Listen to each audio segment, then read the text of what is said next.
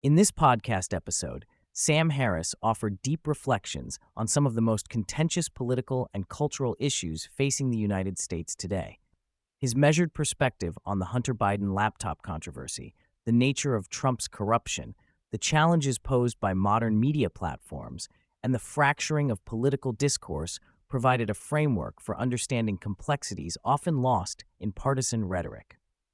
Sam Harris began by addressing the Hunter Biden laptop story, emphasizing the widespread misunderstanding that arose from selective clip sharing and an absence of full context. He pointed out that many right-of-center audiences misinterpreted his earlier remarks, which were, in his own words, delivered less carefully than he would have preferred.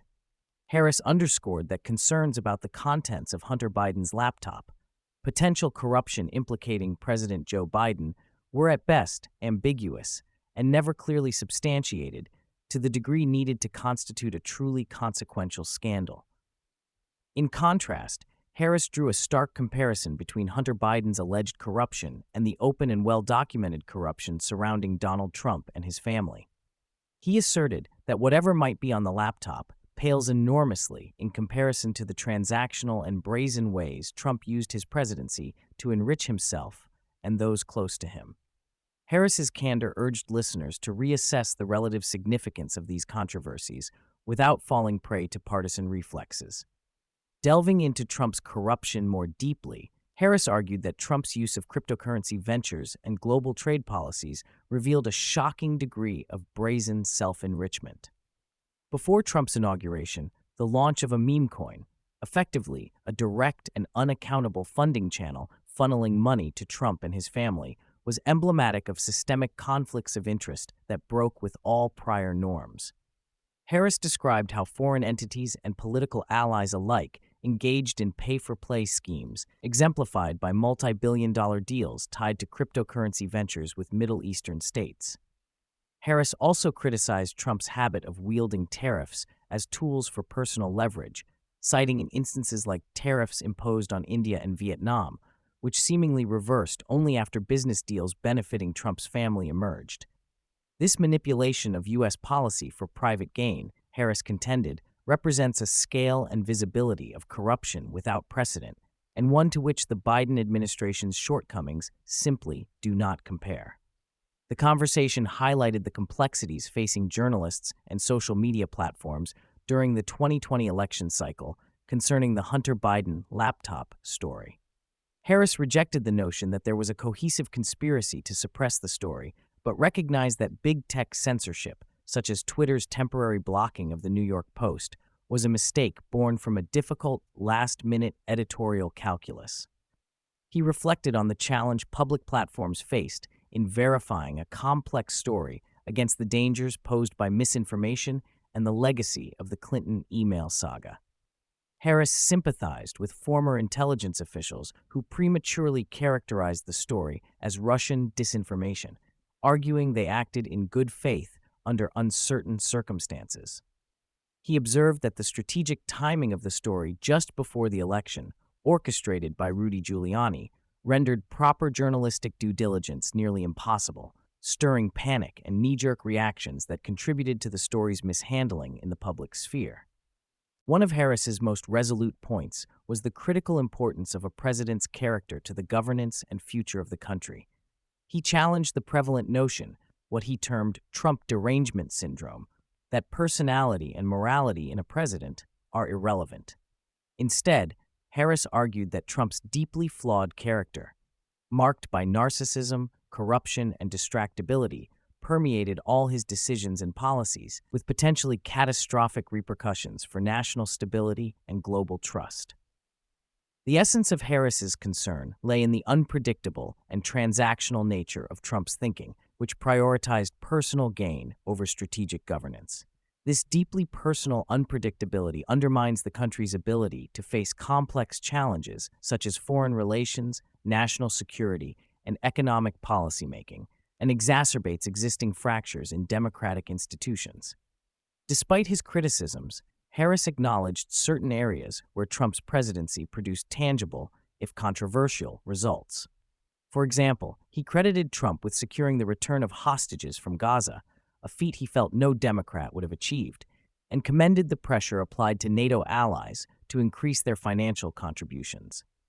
Harris also pointed out that Trump's addressing of illegal immigration, marred though it was by violence and mismanagement, was nevertheless a distinct departure from previous administrations that largely ignored the problem.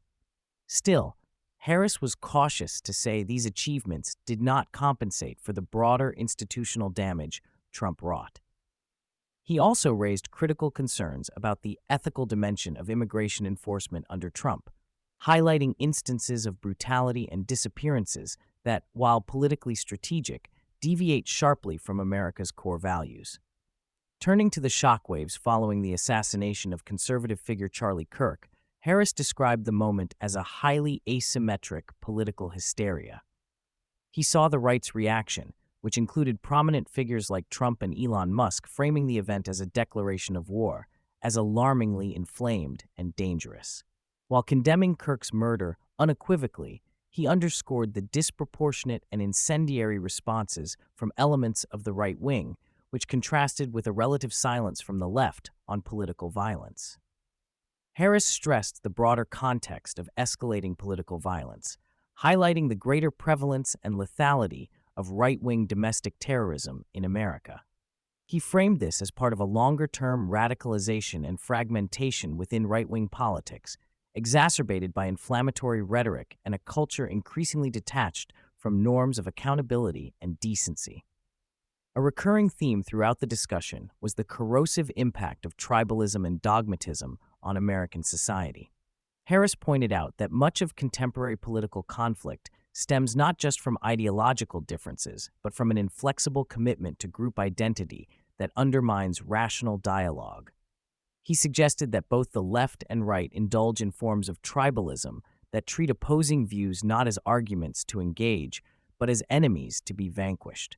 Harris drew comparisons to religion, where tribal dogmatism is often valorized under the guise of faith. He lamented that in political culture, this dynamic fuels escalating hostility, misinformation, and the erosion of shared norms essential for democratic governance. Intellectual honesty, he argued, is the antidote to this dysfunction and is sorely lacking in many quarters. The conversation shifted to the influence and pitfalls of new media platforms, particularly podcasts with enormous reach like those of Joe Rogan.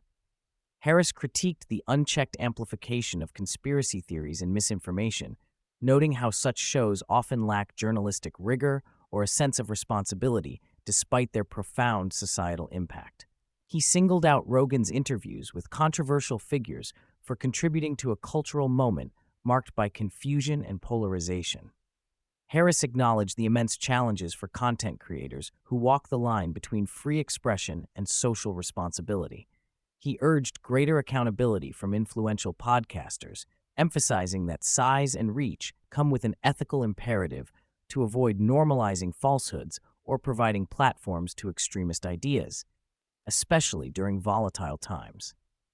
Given the pandemic's lasting imprint on society, Harris reflected on how COVID-19 became entangled with misinformation and partisan narratives. He recognized missteps by public health authorities in messaging and policy, but warned against conflating genuine scientific uncertainty with conspiracy. The pandemic, he argued, exposed profound weaknesses in science communication and highlighted how distrust and ideological filtering distorted public understanding. Harris noted the particularly damaging role of influential figures advocating vaccine skepticism or denialism, a trend which he linked to political identity and media influence. He lamented the needless loss of life resulting from vaccine hesitancy, exacerbated in part by the misinformation circulated in popular media, and called for a clearer, more honest, and nuanced public discourse going forward.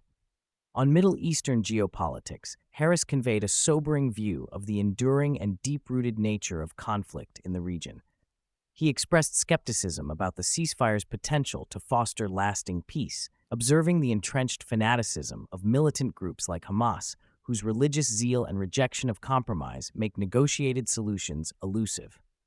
Harris framed the conflict as not merely political, but fundamentally a religious war with broader regional and global implications. Further, Harris lamented the failure of Muslim societies to uproot extremist ideologies and highlighted the perverse priorities attached to religious symbols, which often eclipse concerns about ever-growing body counts. He placed hope cautiously in efforts by more moderate Gulf states to modernize and redirect economic and cultural energies, while underscoring the enormity of the ideological challenges that remain.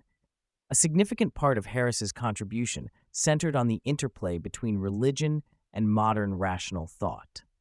He advocated for a non-sectarian conversation about human flourishing that transcends ancient religious dogmas and embraces scientific understanding and ethical progress. Harris critiqued literalist religious worldviews for their failure to grapple with modernity and their adherence to outdated cultural norms, such as the acceptance of slavery or gender inequality. He argued that true wisdom lies beyond any singular religious tradition and that the future of pluralistic societies depends on the capacity to embrace reason while discarding tribal dogmatism.